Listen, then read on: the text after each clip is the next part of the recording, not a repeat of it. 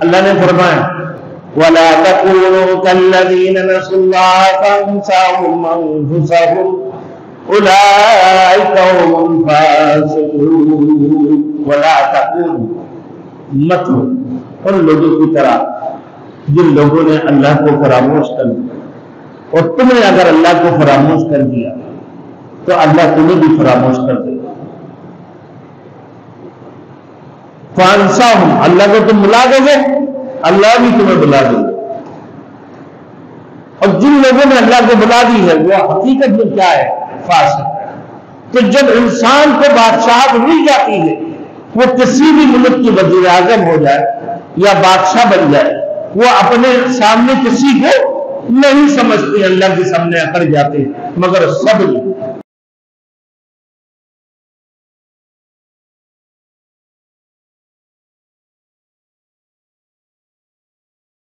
Thanks for watching. Don't forget to like, comment, share and subscribe to Maulana Habibullah Rouhani Official. وَمَا يَعْزُبُ عَنْ رَبِّكَ مِن مِّثْقَالَ ذَرَّةٍ فِي الْأَرْضِ وَلَا فِي السَّمَاءِ زمین و آسمان کی کوئی ذرہ بھی ہر چیز، زمین و آسمان کی کوئی ذرہ بھر چیز بھی اللہ تعالیٰ سے مخفی نہیں ہے۔ فرشتے ہو یا جنات، انسان ہو یا عالم بلا کی کوئی مخلوق، کوئی بھی غائب دان نہیں، انسان ہو یا جن۔ میرے دوستوں، فرشتے ہو یا عالم بلا کی کوئی اور مخلوق، کوئی بھی غائب دان نہیں ہے، صرف اور صرف اللہ کی ذات ہے جو علام الغیوب۔ اس کے علاوہ بے شمار ایسے ایسے جو انسان کی عقل یا اس کی نگاہ میں نہیں آتے، مگر پروردگار کے علم محیط سے کوئی بھی چیز باہر نہیں، وہ اللہ تمام تر چیزوں کو احاطہ کرے گا۔ وَلَا يُحِيطُونَ بِشَيْءٍ مِّنْهُ میرے دوستو، تمام تر چیزیں اللہ نے احاطہ کر لی۔ اب محسوسات اور غیر محسوسات، مادی اور غیر مادی اشیاء، سب کے سب اللہ تعالیٰ کی علم میں ہے۔ اسی واسطے اللہ نے فرمایا کہ ہر پوشیدہ اور ظاہری چیز کو وہ جاننے والا ہے۔ تو اللہ کی صفات کاملہ، وہ الرحمن، وہ اللہ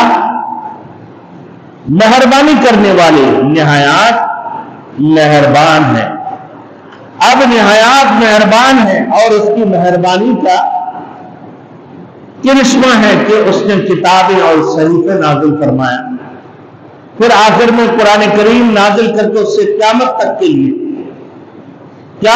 لیے قابل عمل بنا دی، پھر آخر میں حضور خاتم النبیین صلی اللہ علیہ وسلم کو مبعوث فرما کر سلسلہ نبوت بند کر دیا۔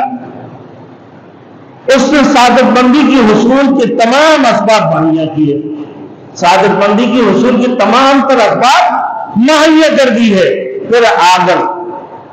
پھر اگر خود انسانی ان سے استفادہ حاصل نہ کرے تو اس کی اپنے بدبختی ہے۔ اللہ نے تو تمام تر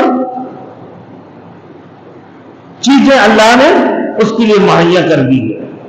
وہ اللہ کی ذات الرحیم، نہایت رحم والے، وہ اپنے صفات رحمیت کی وجہ سے اپنے بندوں کی خطاؤں کو معاف کرتا ہے۔ اور اس جملے کو اپنے ذہن نشین کر لینا چاہیے کہ هو اللہ الذی لا الہ الا هو، وہ معبود حق صرف اللہ کی ذات ہے، ان صفات کے حامل کوئی دوسری ذات نہیں ہے، لہذا عبادت کے لائق بھی اللہ کی ذات ہے، اس کے سوا اور کوئی معبود نہیں ہے۔ وہ اللہ وحدہ لا شریک لہ۔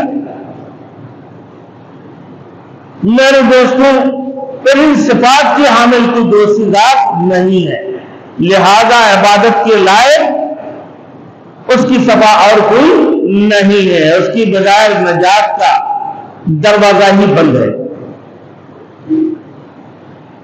اس توحید کی بغیر انسان کو کمال حاصل ہو سکتا ہے، نہ نجات حاصل ہو سکتا ہے۔ نہ انسان کمال درجہ تک پہنچ سکتے ہیں اور نہ ہی نجات وہ حاصل کر سکتا ہے. تو اس کی بجائے نجات کا دروازہ بند. اللہ تعالیٰ کے نام میں سے ملک بھی ہے یعنی بادشاہ, جو اللہ رب العزت دوسری جگہ میں فرمایا قل اللہم مالک الملک تؤتی الملک من تشاء وتنزع الملک ممن تشاء.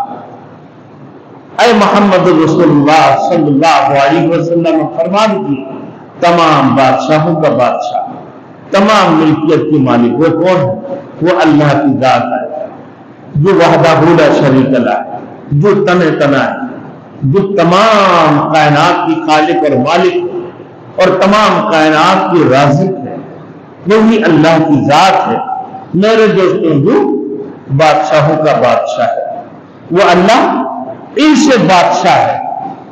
حقیقی بادشاہت اسی کی ہے. دنیا کی جتنی بادشاہت ہے میرے دوستوں وہ ناپائیدار ہے, مگر جس کو یہ حاصل ہو جاتی ہے وہ کبھی اپنے بادشاہت کو چھوڑنا نہیں چاہتی. وہ اللہ کے سامنے اکڑ جاتی ہیں, اللہ کے سامنے اکڑ جاتی ہیں. میرے دوستوں آپ دیکھو بخت نصر پوری دنیا کی بادشاہ اللہ کے سامنے اکڑ گئے. نمرود جس نے اپنے آپ کو خدائی کا دعویٰ کی, اللہ نے پوری دنیا کی اس کو بادشاہ بنایا, اس نے بھی اللہ کے سامنے اکڑ گئے. اور جس کو اللہ بادشاہ عطا فرماتی وہ اللہ کے ذکر کو اور اللہ کو بلا دیتی. اللہ نے فرمایا وَلَا تَكُونُوا كَالَّذِينَ نَسُوا اللَّهَ فَأَنسَاهُمْ أَنفُسَهُمْ أُولَٰئِكَ هُمُ الْفَاسِقُونَ. وَلَا تَكُونُوا مت ہو ان لوگوں کی طرح جن لوگوں نے اللہ کو فراموش کر دیا, اور تم نے اگر اللہ کو فراموش کر دیا تو اللہ تمہیں بھی فراموش کر دے گا. فانساہم اللہ کو تم بلا دو گے اللہ بھی تمہیں بلا دے گا. اور جن لوگوں نے اللہ کو بلا دی ہے وہ حقیقت میں کیا ہے؟ فاسق ہے. تو جب انسان کو بادشاہت مل جاتی ہے وہ کسی بھی ملک کی وزیر اعظم ہو جائے یا بادشاہ بن جائے وہ اپنے سامنے کسی کو نہیں سمجھتے, اللہ کے سامنے اکڑ جاتے. مگر سب میرے دوستوں جو اللہ کی یاد بھی کرتے ہیں اللہ کے ذکر بھی کرتے ہیں, کچھ ہے جن کے اندر اکڑ ختم نہیں ہوتے ہیں. اب وہ پھر اپنے بادشاہت میں قائم و دائم رہنے کی کوشش کرتے ہیں.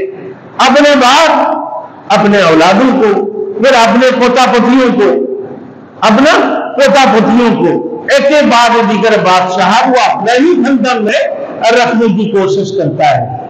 مگر وہ اللہ نے فرمایا تؤتی الملک من تشاء وتنزع الملک ممن تشاء.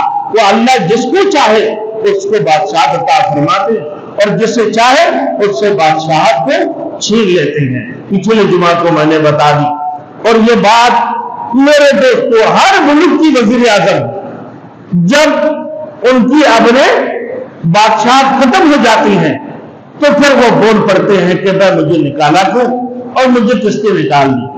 مگر اس کو اللہ کی برکت نہیں ہوتا ہے کہ وہ مجھے نکالنے والا جس نے کلمہ جس نے کلمہ پڑھ لی کہ لا الہ الا اللہ محمد رسول اللہ, نہیں ہے کہ معبود اللہ کی سوا, محمد رسول اللہ صلی اللہ علیہ وسلم اللہ کے رسول ہے.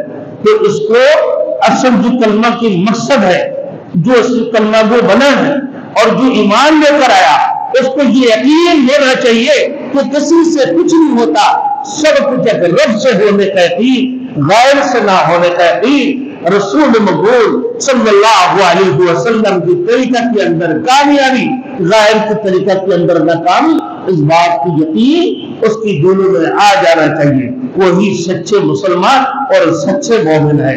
پھر اگر کہے کہ بھائی مجھے کس نے نکالا, مجھے کیوں نکال دیا, تو بھائی اس کے ایمان کہاں تک ہے آپ دیکھ لو.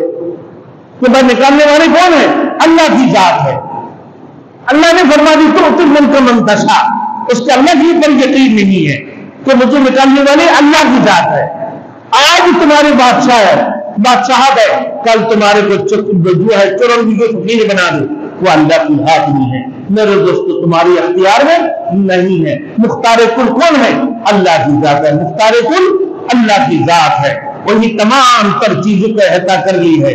सब कुछ वो जानती है कि तुम्हारे दिल के अंदर क्या राज और क्या भेद है, अल्लाह की इल्म में।